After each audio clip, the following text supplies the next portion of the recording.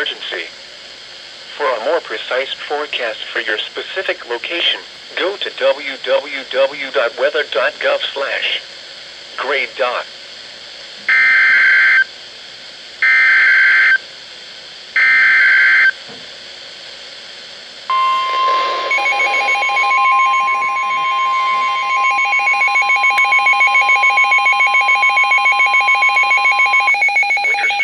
In effect from 6 a.m. to 7 p.m. Eastern Standard Time Thursday.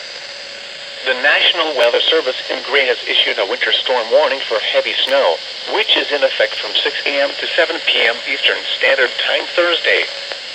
The winter storm watch is no longer in effect. Hazard types: heavy snow. Accumulations: snow accumulation of 5 to 8 inches. Timing: snow on Thursday will be mainly during the daylight hours. Impacts: snow-covered roads will lead to hazardous travel conditions. Winds: northwest 5 to 15 miles per hour with gusts up to 30 miles per hour.